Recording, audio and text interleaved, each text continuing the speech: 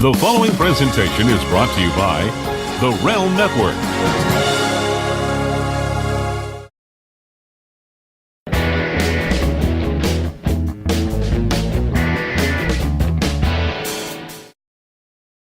Today on Mr. Media, I'll talk to Andrew Farago, curator of the Cartoon Art Museum in San Francisco and author of Teenage Mutant Ninja Turtles, The Ultimate Visual History. Stick around. He's also a new dad whose attention we won't have long. Baby Robin isn't going to diaper himself, you know.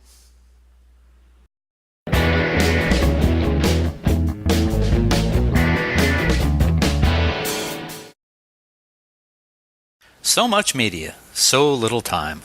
Who keeps track of it all? That would be me.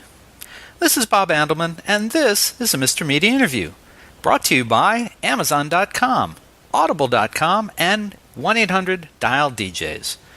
Please stop by the website, MrMedia.com, click on our advertisers, support the show.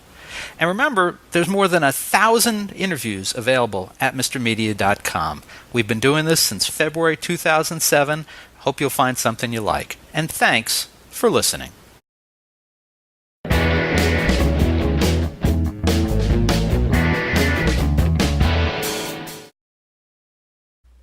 Mr. Media is recorded live before a studio audience that eats 3 times its weight in pizza every day in the new media capital of the world, St. Petersburg, Florida.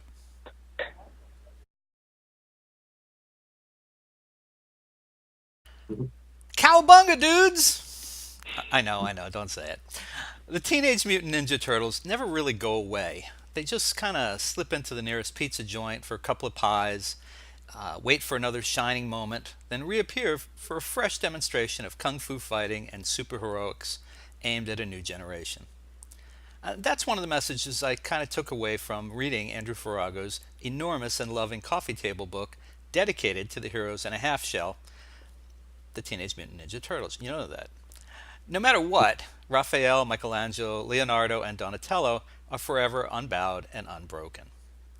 Now, the series has been an unparalleled success almost from the day the first comic book issue of Kevin Eastman and Peter Laird's series debuted at a small comic book convention in New England in 1984. A seemingly silly concept at birth, the Turtles have tickled the funny bones of generations of children and young adults, and some adults, for more than 30 years, thanks to cartoons, movies, toys, costumes, action figures, pajamas, and much more. And parakeets. And as I write this, the Teenage Mutant Ninja Turtles have staged a triumphant return to the silver screen in a Michael Bay-produced blockbuster that earned $65 million in its opening weekend. By putting that in perspective, I think that the third movie in the original series made about $38 million its whole run. So think about that. It's pretty good. In his latest book, Cartoon Art Museum curator Andrew Farago goes behind the many marketing successes of the Turtles brand and adds a human flavor that reveals the personal struggles of the comics creators while packing the project with hundreds of reproductions of original art and collectibles. It's a very cool project, and Farago is experiencing a mini renaissance of his own. A publication of the book, Teenage Mutant Ninja Turtles, The Ultimate Visual Fantasy, somewhat coincidentally occurred even as his wife, Shannon, gave birth to their first child a few weeks ago. Robin, in fact, was born on the day that this interview was originally scheduled. Go figure that one out one day. Andrew Farago, welcome back to Mr. Media. Good to be back. Nice to see you. We actually met, of course, in person about 10 years ago at the museum, so it's nice to see you again. While you're writing your great Will Eisner book, one of my favorites. I promised myself I wouldn't mention the book, but okay, thank you. Thank you. So I got to ask you, right off the top, how does a grown man with the grown-up title, curator, find himself writing the ultimate book about the Teenage Mutant Ninja Turtles? So someone asked. That's as easy as that's an easy answer. But yeah, I'd written books for Insight Editions before. My previous book, and as long as we're plugging stuff, my previous book was called The Looney Tunes Treasury, and that was written for written for Insight Editions, but published by Running Press through one of those backdoor deals with publishers. And an editor at Insight named Chris Prince called me up and said, "Teenage Mutant Ninja Turtles, what do you think?" And as someone who grew up first on the animated cartoon, I wasn't reading indie comics back when the comic book launched, but I was there for the first episode of the animated cartoon. I was there for that first wave of the toys, the merchandise. I saw the movie, the first two movies in the theater, and I said, "Yeah, I'm the guy. I'll write it." He asked what my approach would be, and I said, obviously, you start with Eastman and Laird, and you go from there. It's interesting that, see, I didn't realize, I'm thinking now, of course, there's a bit of an age difference between us, that the Turtles obviously hit at just the right time for you at that age, because I have to be honest, I was going to say to you that, I mean, you did the book on Looney Tunes, and of course you were on Mr. Media to talk about that book, but there's a big difference between the art, let's say the art of Looney Tunes and the art of the Turtles.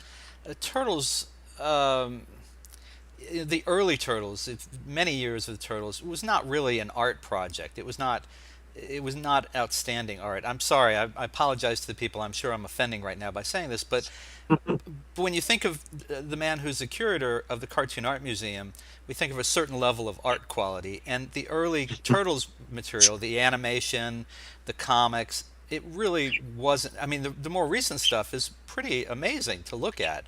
And I'd say that my friend Michael Dooney, from when I was a kid, who worked on it, produced some very nice work. But it was not really a great art project. It was a great, it's a funny project. It's got a great sense of humor. The kids love it. You can stop me any time here if I'm putting my foot deeper and deeper in my mouth. But I just don't see it as a big art project. Okay. Well, yeah.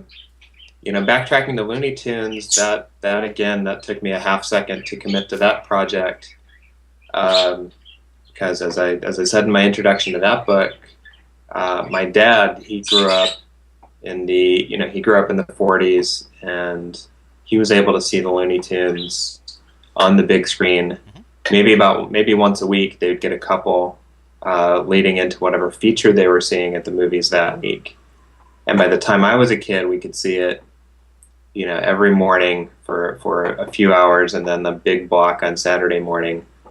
And again, my son, he's going to grow up with the ability to watch, pull any of these DVDs off the shelf whenever he wants, or more likely, pull out a smartphone and just watch any cartoon he wants anytime, at any moment. So that's, you get to trace that through the generations there. Ninja Turtles doesn't go back that many generations, so I could conceivably have bought the first issue back in 1984 if I'd grown up in a bigger town and had a comic shop, or if I'd gone to comic conventions. But I did hear about it in 1987 when my younger brother and I saw the first commercial for the animated series, and an 11-year-old doesn't really have to clear his schedule. There's not a lot of juggling to do. True. But I was 11, he was 8, and we just looked at each other and said, okay, we are not missing this. They're going to be 5 episodes. They're going to be on Monday through Friday, whatever time of day. We're staying home. We're going to do this. We're going to watch this right before Christmas, 1987. And, we went nuts for it. And then I tracked down early issues of the comic book after that. So I was familiar with the Eastman and Laird comic book not long after I saw those first episodes, that first mini-series of the Turtles on TV. And, the art's rough around the edges. It is an indie comic, but, there's something there. There's a spark. There's liveliness to the work.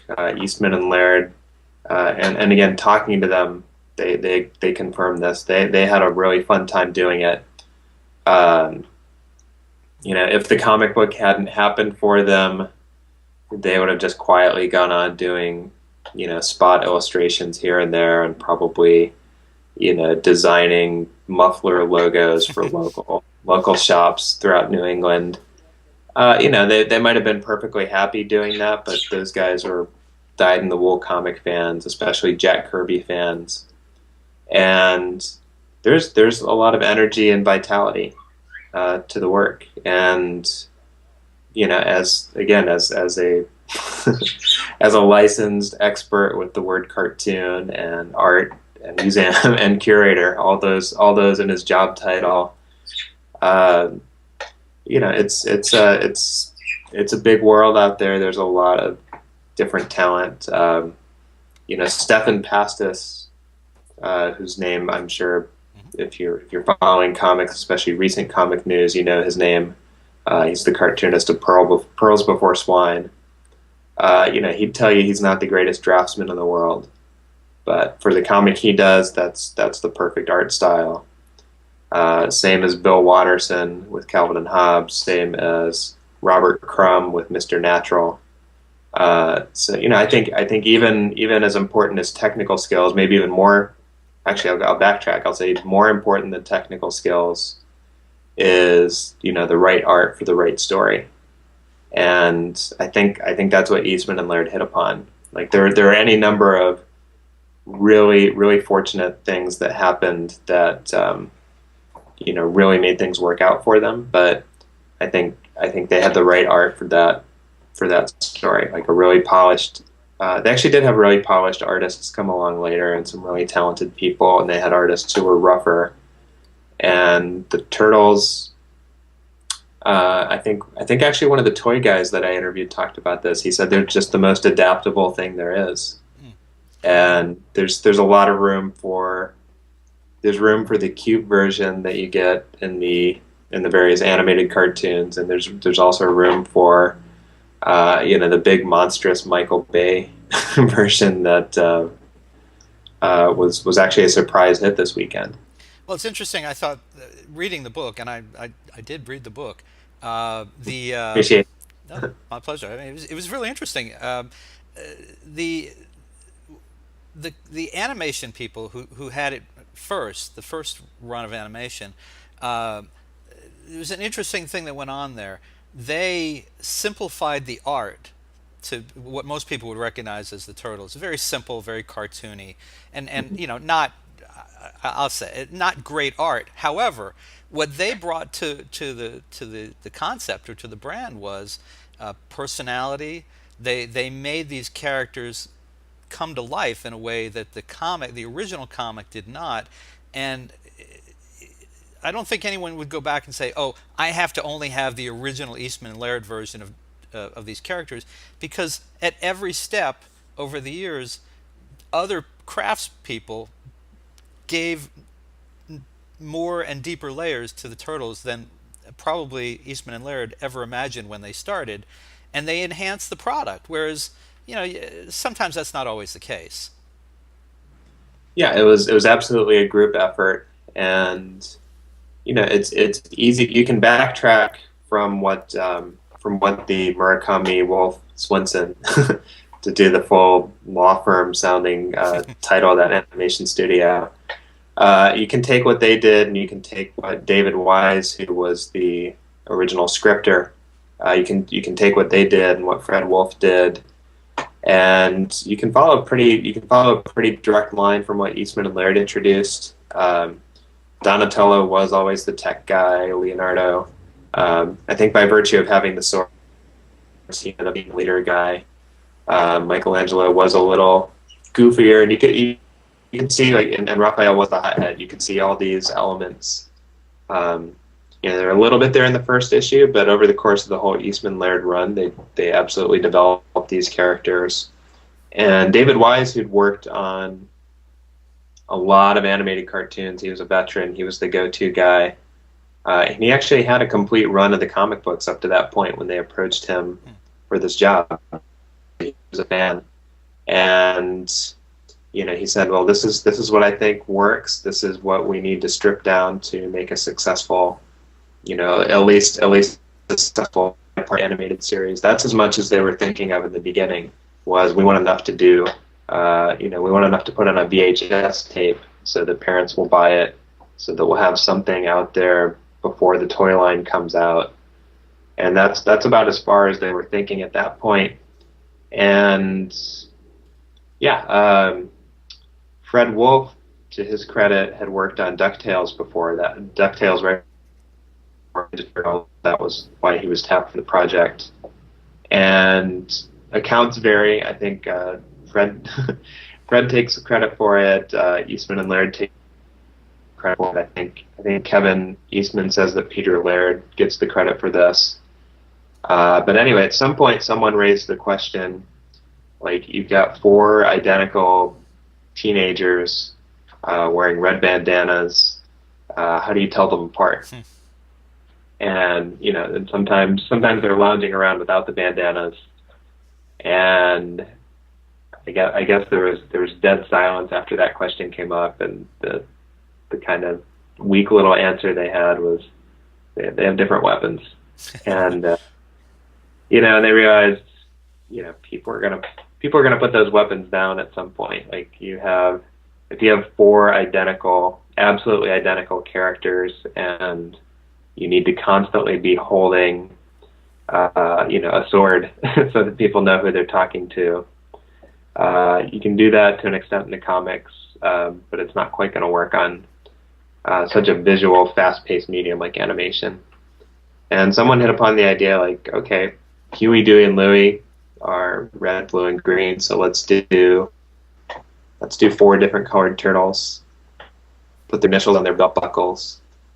But again, they came up with this winning formula, and a lot of what came along in the cartoon, not in the comic book, a lot of what came along in the cartoon is what people think of when they think of the Turtles. Pizza, Cowabunga, Shredder and Bebop and Rocksteady. Shredder was around in the comic book, but kind of like how Bluto became Popeye's go-to villain in animation.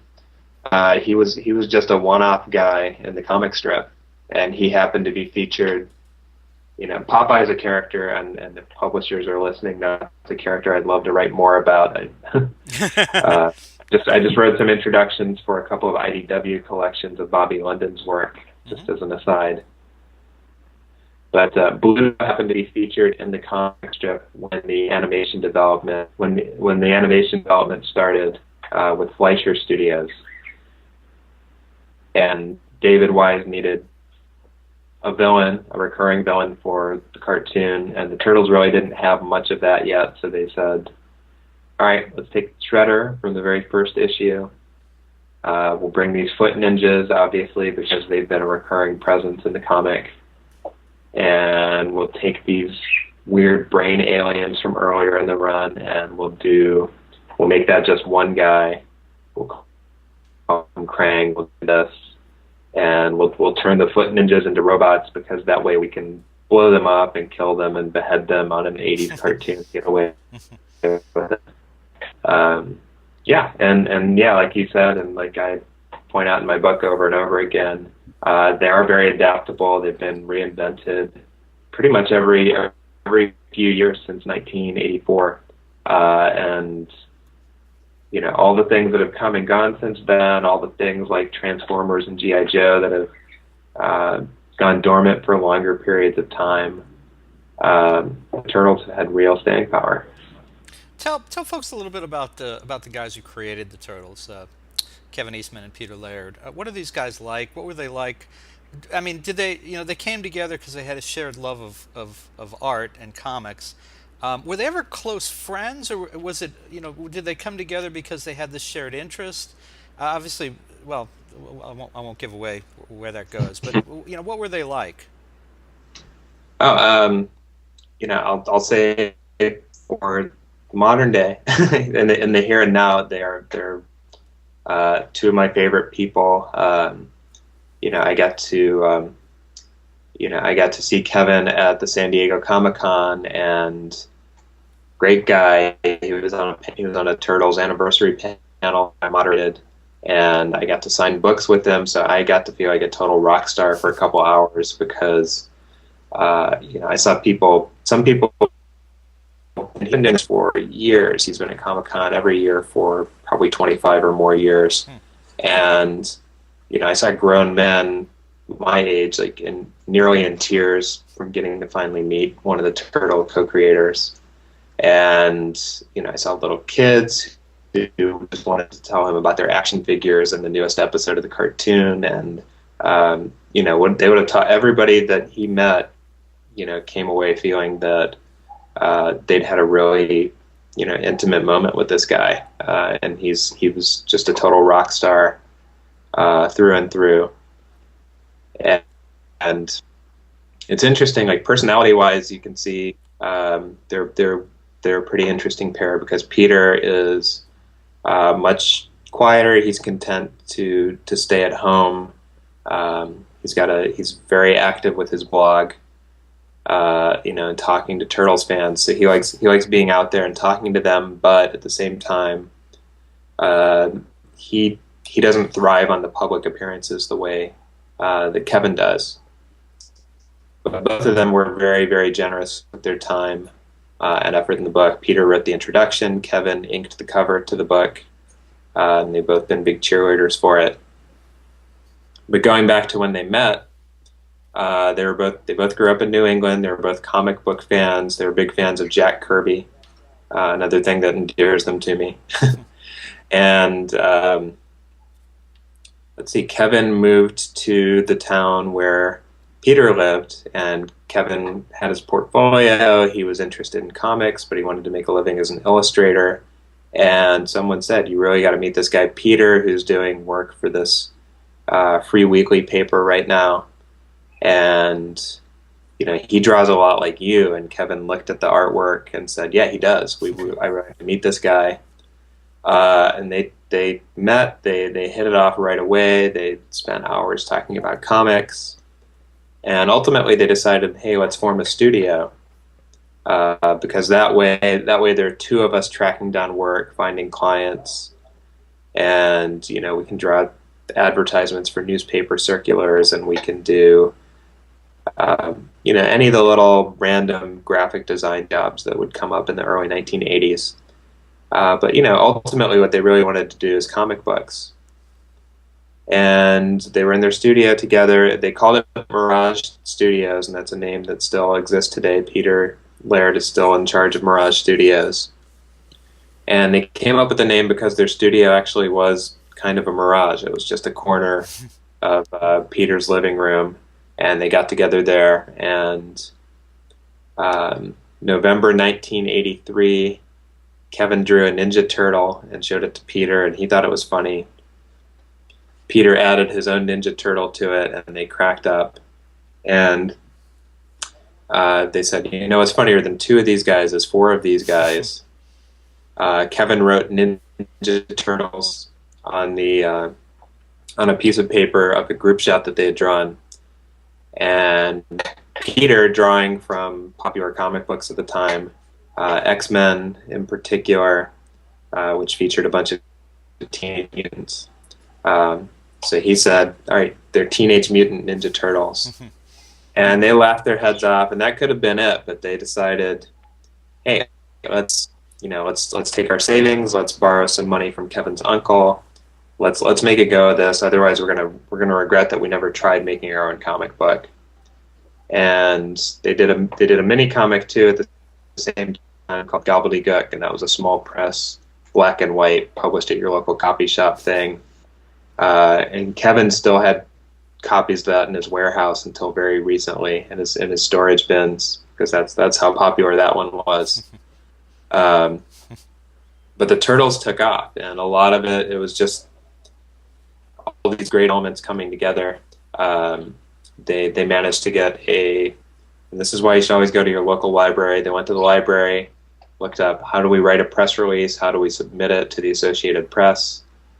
And two guys claiming the very first comic book created and published in New Hampshire, the first professional comic book. That's a hook right there. These two young guys with their own studio, that's a hook. But the comic was called Teenage Mutant Ninja Turtles, and if the title had not been so absolutely perfect, nobody would have picked up that story. That would have been the end of it. But the story caught on. They printed 3,000 copies. And thanks to that press release, they were getting calls from comic shops, and that thing sold out before, really before they debuted it at this convention in May of 1984. All the copies that they weren't going to sell at the show were already spoken for. They immediately turned around and did another printing. That sold out immediately. And they realized, okay, we better start thinking about doing a second issue. And Kevin loves to tell this story. He said, Peter's always been the numbers guy, and they're such a great pair because Peter's it's like the grasshopper and the ant. Like Peter is the industrious one, quietly putting his seeds away, and Kevin, if you read the book, if you learn anything about him, he was very much a live in the moment kind of guy. So Kevin really enjoyed the fame and the success that came with the 80s cartoon and the toy line. And he's the guy that went out and bought Batmobiles and started and ended a cartoon museum on the East Coast, the Words and Pictures Museum. Bought Heavy Metal, the comic publisher, which he still owns. Just taken out, although he recently sold that. He blew $14 million on a comic book company called Tundra. And had a lot of great books, but not any financial success with that. Artists and business don't mix. Yeah. Peter was already married to the woman that he's still with today. He was already married, and he had much more modest goals and desires with the money. And Kevin was, he had a great time. I don't think he apologizes for that. But they're a great couple of guys, and when the book started taking off just as a comic book, Peter did the math, and he told Kevin, hey, if we can do this about twice a month, twice every other month. If we can keep it up, we can keep up the pace, and if we sell, and it wasn't really a huge amount. He said, if we sell this amount with every issue, we can call ourselves full-time comic book artists. We can have all the macaroni and cheese we want, and we'll be living the dream. And what they didn't know is that the orders were going to just go up every month, every single month. More and more people discovered it. They kept reprinting it. They couldn't reprint that first issue quickly enough. And I think if the other things hadn't happened, if they'd been able to just make a go of it as full-time comic book artists, they would have been perfectly happy with that. Well, and so Andrew, over time, they reached a point where I think you say in the book that they were doing the business end of the Turtles empire 90% of the time, and only dealing with art and content basically 10% of the time. And eventually, it pushed them apart. As from your own description, they were two very different guys who had very different aims. Was it an ugly breakup? I didn't really get a sense of this in the book. Was it a hard breakup, or was it just, hey, we've reached the end of the road on this partnership, it's time to go our separate ways? Can you talk a little more about that? Yeah, I think everybody's got this platonic ideal of creative teams. Whether it's a band or whether it's artists, or and it probably goes back to like the Three Stooges, where you just think all these guys live in the same house, they sleep in a wide bed together, like all wearing nightgowns, and okay, I didn't have that picture in my head, but now I do. Thank you. Yeah. There's Eastman and Laird in their Teenage Mutant Ninja Turtle pajamas, sharing a bed with Peter's wife. Yeah, I can picture that now. Thanks. Yeah. So everybody, you've got this ideal in your head, and you just think, obviously, Lennon and McCartney were best buddies, and you think of John Byrne and Chris Claremont, like, oh, they probably had adjacent rooms in this big Marvel dormitory building. next to Stanley and Jack Kirby. And it's not really like that. You're adults. You need downtime. You've got your own interests. You're going to have your own vision of like where all this is going. And with Eastman and Laird, it did become instead of here's a comic book and we got these other guys handling this stuff and it'll be fun and we'll just work on the comic book. They were taken up with. They had all their time taken up with meetings, with licensing people, with all of this. It makes you appreciate why somebody like Bill Watterson said, I just want to do my comic and I can make a living off of it. I don't want to do any of this other stuff.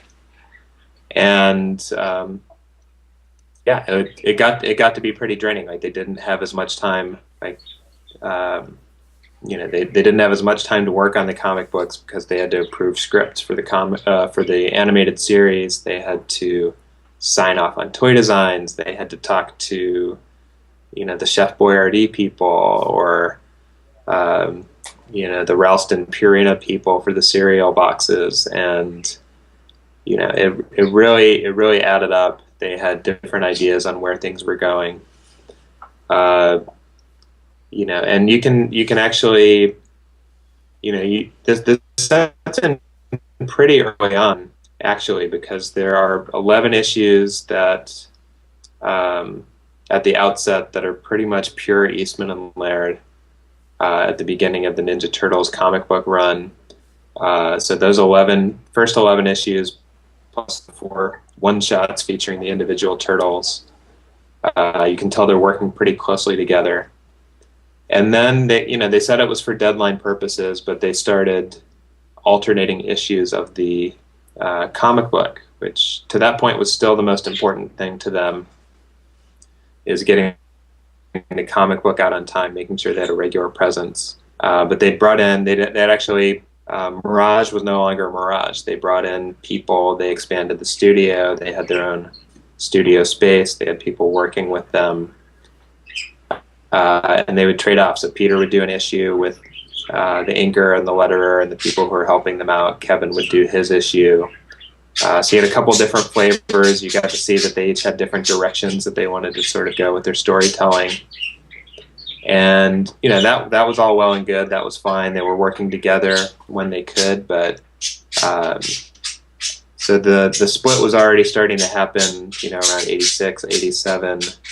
As far as having different ideas of where they wanted to take the Turtles.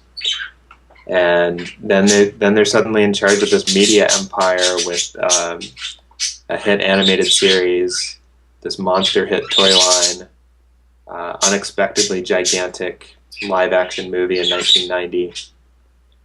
Then you're branching out into sillier stuff like the Broadway production, the Coming Out of Their Shells live action tour, where they're meeting Oprah Winfrey and Regis and Kathy Lee and Barbara Walters. I saw that. Barbara Walters, and it's spiraling more and more out of control. And this is something at the outset when the first toys came out. They told them, enjoy this for like a year or two, but then you're going to be in the bargain bins because that's just how this works. Right. And they had a longer run. Like it went for quite a while before the first real big downturn. That's when they had the big Lennon-McCartney Beatles breaking up split. Is the studio was contracting because the Turtles they just weren't selling as much, and then came this live action show called The Next Mutation. And this is because the third movie didn't do well in the box office, so they had to fold some of their ideas from the fourth movie into this live-action show right after the animated show got canceled. And their plan for the fourth movie had been to mutate the Turtles a little bit further and introduce a fifth turtle. And they wanted to name him Kirby after Jack Kirby and have this big hulking turtle. And that's an idea that they played with in the cartoon, like having a big snapper turtle mutant. They played with it a little bit in the second movie, and somehow this got turned into the studio that was producing it saying, well, we've done this focus group stuff and we want to add a girl turtle to the show. So it's oversimplifying it to say this was the whole breaking point, but Peter Laird was really against a girl turtle. Kevin Eastman was really for it. He wasn't enthusiastically for it, but Kevin really just wanted to keep the studio at its present size. He didn't want to lay anybody off. He didn't want anybody to lose the health plan. So he said, let's make a go of it. Let's do a girl turtle. I think Peter more than consenting to it seemed to be more of the opinion, like you do what you feel you have to do. And it didn't that didn't help their friendship really, but it kept it, and it really only prolonged the inevitable, because then the turtles I think Power Rangers was really the thing that came along and captured the audience that would have embraced the turtles. And interestingly enough, Saban, the studio that did the next mutation, was the studio behind Power Rangers.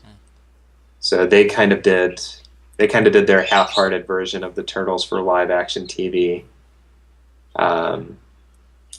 Peter eventually bought out Kevin's interest in the Turtles, and that leads into the current era of Turtles. It basically came about because Peter said, it's kind of a midlife crisis thing. He turned 50, and he realized he'd been doing the Turtles 25 years, and that it was such a huge,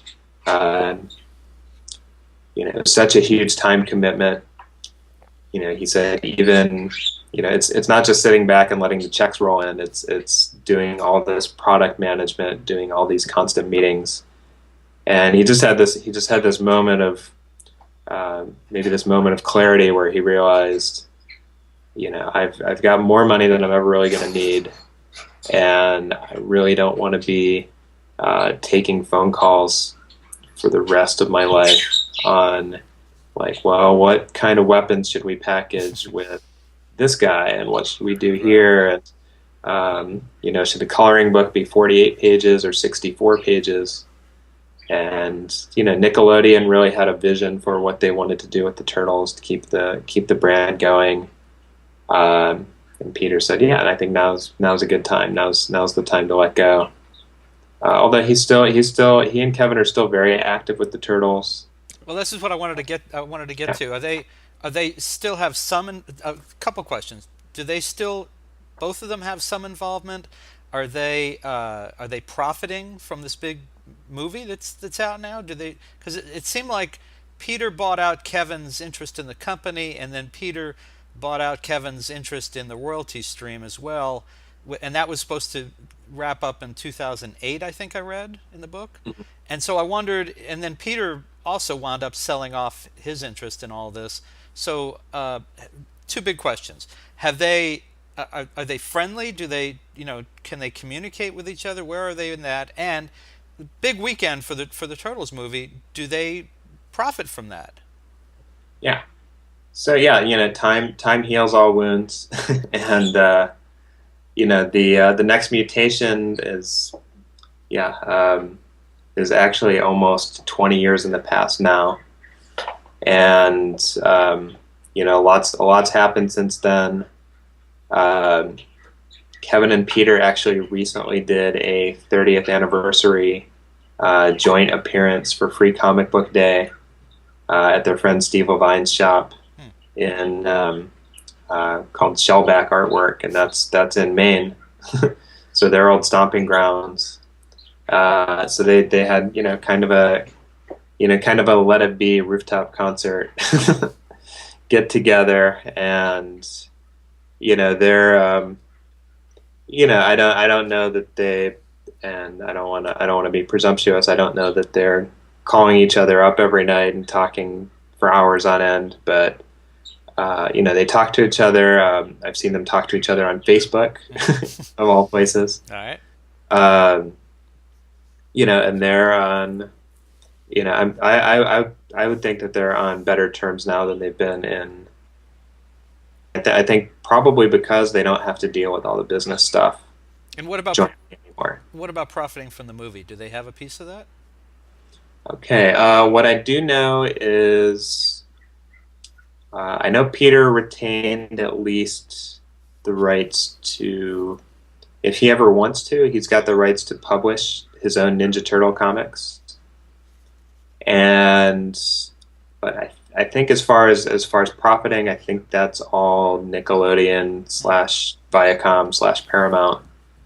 Um, but they are, um, it's in it is in the contract, it is in the deal that they worked out that they will always be credited as the creators of the Teenage Mutant Ninja Turtles. I think that's something that they're both really happy about with the book, is that the book spells that out, that it's not Nickelodeon invented this one day or Red Wolf Studios invented this one day. These are the guys, and these are their studio mates early on. These are the people who laid the foundation for everything that came after. And I didn't really realize that until I was working on the book and talking to fans. I didn't know how many people thought, oh, it started as that cartoon in the 80s, or it started as The movie. these guys had this idea for a toy line, or it was Jim Henson's studio coming up with this movie idea. Yeah, as a cartoon historian, I'm glad to be a part of this and to get that out there, let it be known. Um, it's all the work of these two guys. That's why you know who the turtles are. As far as the success of the movie, I know Kevin Eastman has been to all the premieres. I know he's on the front lines as far as promoting it and getting the word out there, telling people, go see it, you're going to enjoy it, you're going to have fun. I heard him say that a million times at Comic-Con, constantly talking up the movie. And so their modern day involvement, like I said, Peter has the rights to do comic books if he ever does choose to do them. He may not ever. He doesn't know, but he's got that as an option. Kevin is involved with the current publisher of the Turtles, IDW, and he's doing covers for them. He's got some input on the monthly comic book. He about once a year manages to do a 48 or 64 page annual story that they publish. So he's actually more active as a comic book artist now than he's been possibly since the 1980s, and he really seems to be loving that. Cool. And there's a great piece of trivia that pops up in the book, and if everyone in the world already knew this, I don't know, but I enjoyed this. Can you tell people what it is that the creator of Two and a Half Men and co-creator of The Big Bang Theory has to do with Turtles lore? Yeah, Chuck Lorre was involved in animation long before he was involved in live action. And Chuck Lorre and his writing partner, whose name escapes me at the moment, they wrote the original Teenage Mutant Ninja Turtles TV cartoon theme song. And Chuck's voice is actually heard in the theme song. So all the little asides. So if you know the song, you'll know the part where they say, they sing about Splinter, and then this voice chimes in and says, "He's a radical rat," and give me a break. Like, there's this weird voice that chimes in, and millions of us grew up on this cartoon and heard this every afternoon or every Saturday morning or whenever we watched it. I don't know how many billions of times this theme song has been heard over the years, but that's Chuck Lorre's voice. That's his. If he'd never done another thing after that, he probably, he would have a great "What's My Line" story to tell people for the rest of his life. Oh, it's a great bit of trivia that slips into the book there. Of course, you remind people that Corey Feldman was the voice of one of the guys for several years, and that there's even a story in there about Gallagher had an idea for a Turtles movie. I mean, it's some neat stuff. So let me bring it off. There's almost a really terrible uh, very. I'm sorry it never got made. That we at least don't have some test footage. Um, Gallagher was attached to it. Sam Kinison. I wouldn't doubt, like, Eddie Murphy was attached to every project Yeah, like that right. in the 80s. And, I think they had the idea of just, we're going to take these comedians and just dump green paint on them and have them run around New York. With So yeah, I mean, swords. all the crazy stuff happened. Like, it could have been that much stranger. All right, and so the book's kind of bringing this full circle. The book's timing was, I'm assuming, was intended to coincide with the release of the movie. Book came out a little ahead of the movie, and of course, it had a big success this weekend. How much access did you have to the new movie in production and the filmmakers? And did you have any angst about what if the movie bombs? What if this is Michael Bay's second Pearl Harbor, for example? Have I just wasted an entire year or two of my life on this? Yeah, this was all in the back of my head while it was coming together. My publisher, well, my editor, Chris Prince, was very aware of this, and we talked at length about all of that. So yeah, the book was always tied in to the release of the movie. We wanted to have a month or two lead time before the movie came out, whenever that would be. Initially, it was, I think, going to be Christmas 2013. So I was writing a much different book, a much tighter book at that point. And I got the news the same way everybody else did. Like, Variety would leak a story or something, like they're pushing the movie back, they're pushing the movie back. So I didn't have the inside tip on any of that. And yeah, fortunately, it did get pushed back as far as it did, because that did give me closer to 2 years to do my reading and writing and researching. If the book had come out a year earlier, it wouldn't have been. I don't think it would have been half as thorough or as complete a product as it was. And we were always tied in with the movie's release. We always wanted to be. Um, and I think the publisher wanted this. I definitely wanted this. I wanted to be out there ahead of the movie because, four people could have seen it this weekend for all we know. That could have been the entire audience. Could have been Megan Fox's family, with coupons, saying here to see the movie. In which case, it might have lost money. um, Of course, the headline I saw this morning was Megan Fox picks the right one again. yeah, Yeah, it's true. it's amazing. Uh, Someone with so little talent, she just seems to pick the right spots for hers. yeah, I have nothing but good things to say about Megan Fox, but yeah. So we did want to be prepared for that. That this could have been, uh, you know, seems unlikely because the cartoon is so successful and everybody enjoys the comic books and the toys and the video games and everything else. And there've been there've been lesser Turtles projects over the years, absolutely. So it doesn't seem like any one thing would be, this is the thing that's going to destroy it. But we had to be prepared for that. We had to be prepared for this being the thing that people would say, yeah, we've had enough. We don't want this book. Yeah. So we had to be prepared for sales to just come to a complete standstill. Like, we hate the Turtles now. Well, so as we kind of wrap things up, I got to ask, you're a new dad, and I know in my own experience becoming a parent, and I'm about to see my kid off to college in a week, so I'm at the opposite end of the spectrum of where you're starting out there.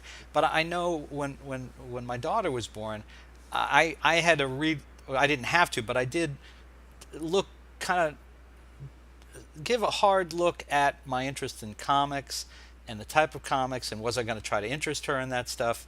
Um, and I wondered if you've started the process of thinking about, gee, I love all this stuff. I mean, you're the curator of the Cartoon Art Museum, obviously, so you probably have a broader range of interest in this stuff than most people.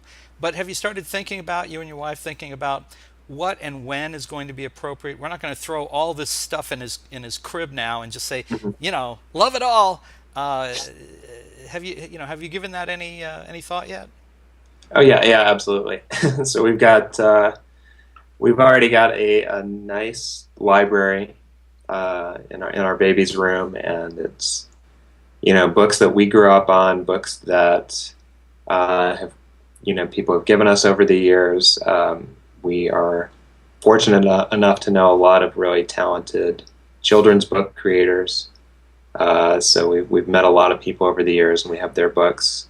So I think we've been preparing for this for a while in a lot of ways. So we've already got a really substantial children's library. As a curator, the part that I'm excited about, and that my wife, is an English major who's incredibly well read and very knowledgeable in children's books herself. We know what stuff we've discovered as adults that we wish we'd seen when we were kids.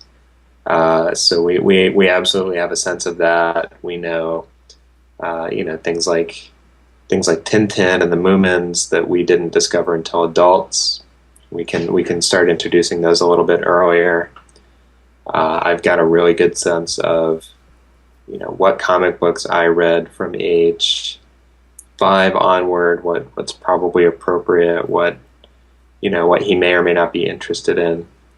We want to, yeah, we're really looking forward to just sharing all of this with him over the years, and he's he's lucky in that he's born into a house with so many cartoons and comics around, and so many cartoonists who are planning to visit him and be a part of his life. I see a lot of Batman Oh, I'm sorry. I see a lot of Batman the animated series in Robin's future. We're downplaying that. Like Really? it's How can you? The cartoon art people it's have named their child Robin, and you're downplaying that? I'm not buying it. Sorry. it's true. We like the name. We like the springtime connotation of it, and the sort of nature aspect of it. We did our research. We wanted a name that would be, like a name that was not incredibly popular at the moment, because my wife's younger brother is named Connor, and that name went from, a nice little Irish name to suddenly everybody in the world having it. As I'm sure that, more recently, anybody with named Aiden or Jaden or Braden can attest. That's 90% of their kindergarten class. So we wanted a name that would be unique, and I honestly did not think of the Batman connection right away. People pointed it out to me. I spaced out. We just thought it was on our short list for a long time, and we just really thought it would be a sweet name. And he's got the option if he wants to, if he likes that. We can. I've got no shortage of Batman comics he can read, Figures. And enjoy over the years. And if he doesn't, then he can be Bob. He can be Robin. He can be Rob. You can do better than Bob, trust me. Yeah. Folks, listen, you can find Teenage Mutant Ninja Turtles, The Ultimate Visual History by Andrew Farago, the curator of the San Francisco Cartoon Art Museum, in great bookstores everywhere, or you can order it right now at a great price at MrMedia.com. If you're watching it on the site, MrMedia.com, you know that right below this video, either over there or over there, you'll see the cover of the book. You click on it right now, it'll take you to Amazon. You can get the copy maybe delivered by drone in 30 minutes or less. If not that, they'll ship it to you in a day or two. You can have it. I also seem to recall reading somewhere, Andrew, correct me if I'm wrong, that for an extra price, there's a way people can order a nameplate, a signed nameplate for the book. Is that still possible? Yes. Yeah. If How do they do track me down. My website is still in progress because because a baby kind of came along and derailed that. But if you look up Andrew Farago cartoons on Facebook, or track me down through the Cartoon Art Museum website, cartoonart.org. And again, this is a recent collaboration. Eastman and Laird graciously agreed to sign book plates for me for the book. So I'm selling those off to, pay off medical expenses and maybe start saving toward that college fund. And some of those are also going to go on sale for Team Cul-de-sac, which is one of my favorite charities. That's a Parkinson's research charity. So yeah, track me down online, and I will be happy to fill you in on all of that. Very good. And obviously, you've mentioned you're on Facebook. Are you on Twitter as well, or mostly Facebook? Yes, at Andrew Farago on Twitter, and I believe it's just Andrew Farago Cartoons on Facebook. Very good. Well, Andrew, very happy for you and your wife on the baby. Congratulations on the book as well. And I'm sure when you have your next book come out, whatever it may be, we'll have you back here. Great to see you, and thanks so much for joining us, Mr. Media, today. Thank you.